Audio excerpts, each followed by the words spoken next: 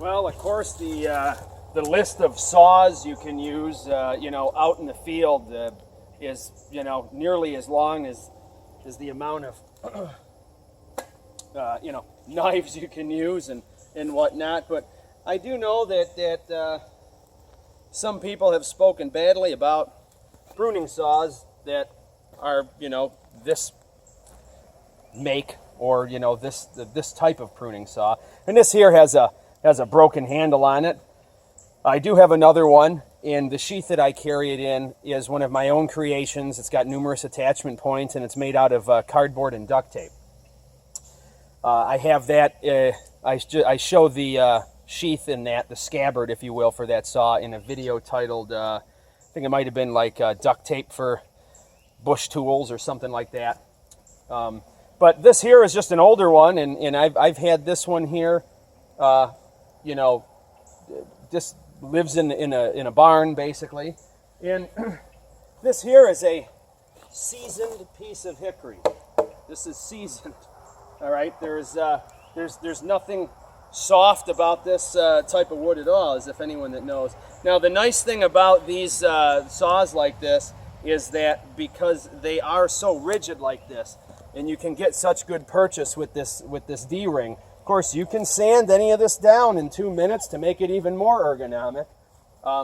Is you don't have so much of a delicate blade. You can actually really be somewhat forceful with this, and sometimes you break the piece just by sheer force. And this is, like I said, I mean, you know, I don't know how much bigger people want to cut, but you know, I have fed numerous long fires with a saw like this.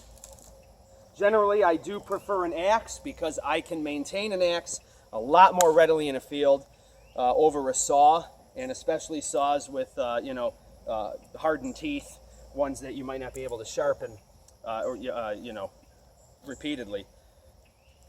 Okay, I mean, now I see a lot of people have different types of saws, and using them on pine is a whole different ball game.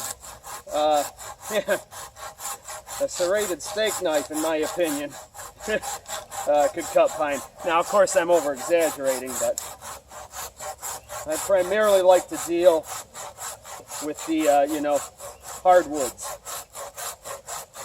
and it is more predominant where I'm at.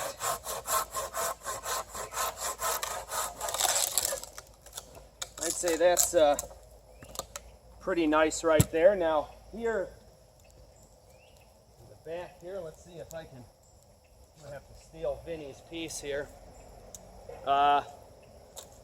Even for these smaller pieces,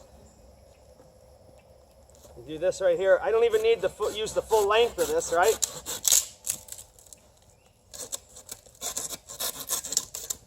Not much force being put behind that. I see a lot of people use these types of techniques too. Probably if you had a smaller foot, it might work.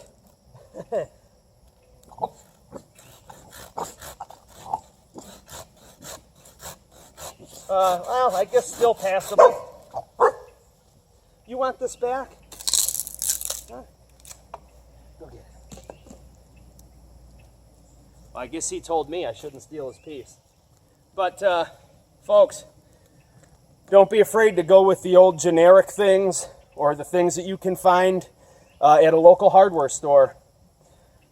I've said this about the Buck 119 for the same reason, as they're extremely prolific. And if you can get good and comfortable with using tools that are readily available, you definitely have a one-up, because you don't have to be picky with what you can excel in at that point. This here is just an old Fiskars, like I said. Handle is easy enough to make, screws are easy enough to replace, and they you know, don't cost that much money. So thank you very much for watching. Take care.